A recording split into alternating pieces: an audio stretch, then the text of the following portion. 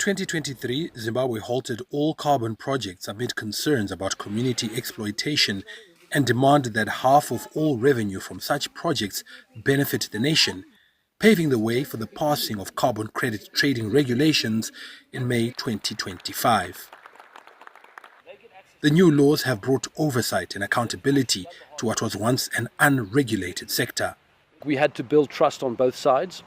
Government had to understand that the players in the space are not all cowboys, and there's actually some responsible business people involved.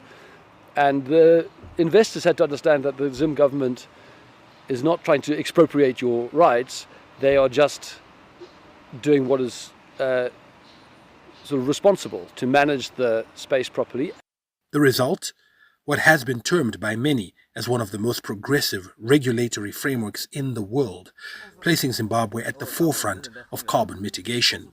We are now the first country on earth to have issued a corresponding adjustment to a project and had it approved by an international carbon standard. The investment is starting to come in, but carbon is a complicated business. It takes a lot of hard work and a lot of regulatory process.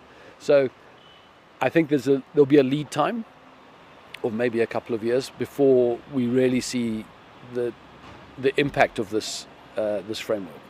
Key focus areas for carbon projects in Zimbabwe include clean cook stove distribution, regenerative agriculture, and reforestation. Another first was scored soon after passing the regulations. In May, Zimbabwe launched the world's first blockchain-based carbon registry, a digital ledger that tracks projects transparently and manages risks of fraud and double counting. The platform also allows verification of the actual environmental impact of carbon projects. To prove that is the project really reducing emissions? That has been the key issue.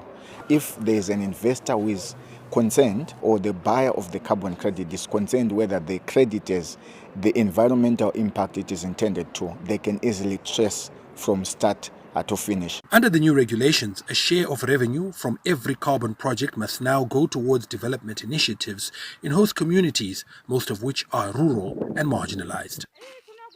Farai Makutuya, CGTN, Harare, Zimbabwe.